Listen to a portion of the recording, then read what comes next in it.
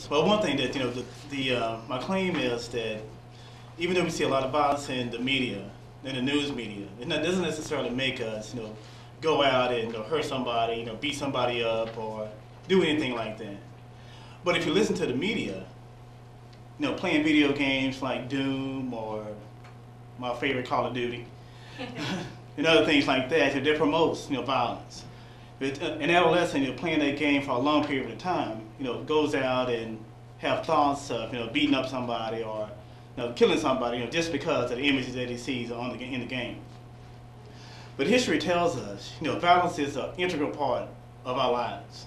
If you look at Dante's Inferno, where he talks about going down to hell and kind of visiting with the damned and seeing what they're going through, and also in Chaucer's Canterbury Tales, there's 4 people that are moving along the country, doing all these different adventures, and of course there's going to be violence, involved in those literary arts of works.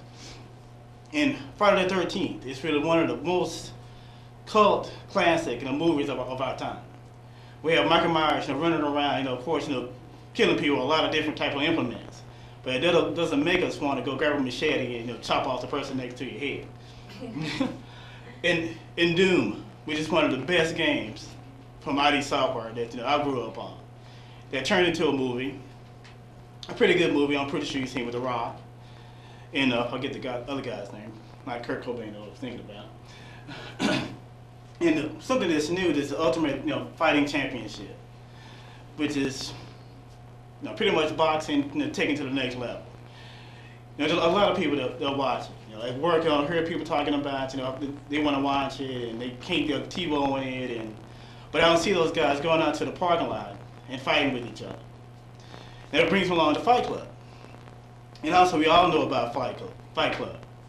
You can't talk about Fight Club because that's the first rule. But it's in the same situation. Nobody's going down to the basement, beating each other up, just to get their aggression out. But it's a great movie to watch. Because one thing we think about, as humans, for some reason, we like violence. We like some form of violence kind of brings us on.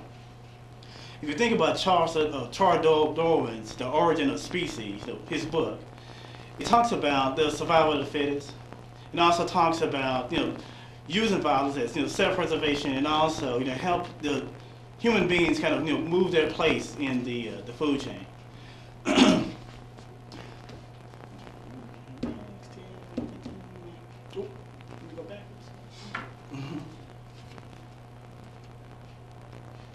it down. I'm used to my Wii.